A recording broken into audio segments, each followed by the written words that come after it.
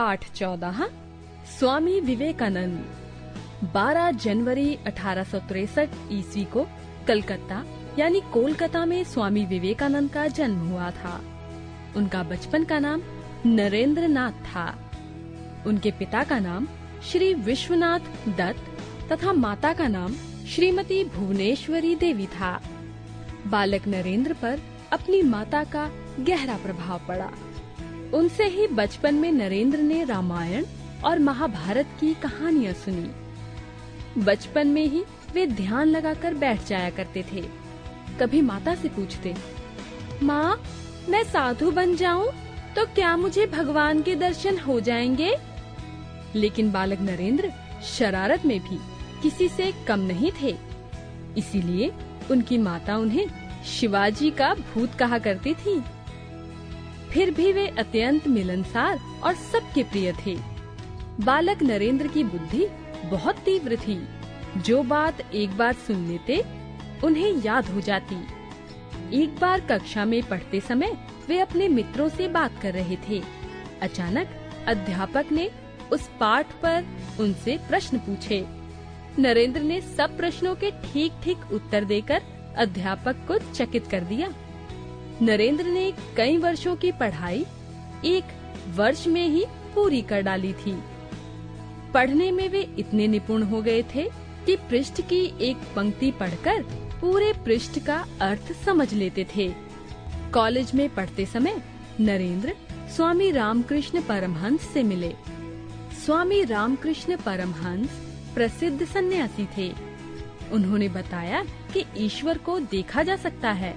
युवा नरेंद्र पर स्वामी रामकृष्ण परमहंस का गहरा प्रभाव पड़ा। नरेंद्र उनके शिष्य बन गए। अचानक सन 1884 ईस्वी में नरेंद्र के पिता का स्वर्गवास हो गया। पूरे परिवार का भार नरेंद्र पर आ पड़ा। तभी स्वामी रामकृष्ण परमहंस का भी स्वर्गवास हो गया। अब नरेंद्र ध्यान और प्रार्थना में डूबे रहने लगे। उन्होंने जीवन भर विवाह न करने और त्याग का जीवन व्यतीत करने का व्रत लिया। देश के अनेक स्थानों पर वे घूमे और धर्म प्रचार किया। देश के लोगों की निर्धनता से नरेंद्र अत्यंत दुखी हुए।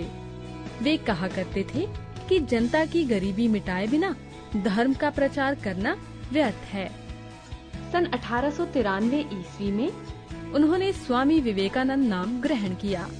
स्वामी जी 31 मई 1893 ईस्वी को बम्बई यानी मुंबई से विदेश यात्रा के लिए रवाना हुए।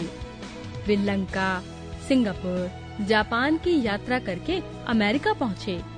वहाँ शिकागो शहर में सब धर्मों के विद्वानों की एक बड़ी सभा हो रही थी। स्वामी जी ने इसमें भाग लिया।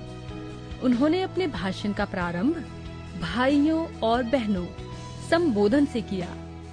सारी सभा पर स्वामी जी का गहरा प्रभाव पड़ा। स्वामी जी के छोटे से भाषण का सार यह था कि सब धर्म समान हैं। सभी धर्म एक भगवान तक पहुंचने के अलग अलग रास्ते बताते हैं। हमें सब धर्मों की अच्छाइयाँ ग्रहण कर लेनी चाहिए।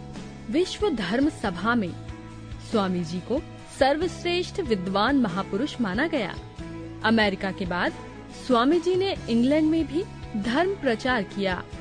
विदेशों में स्वामी जी के हजारों शिष्य शिष्याएं हो गए।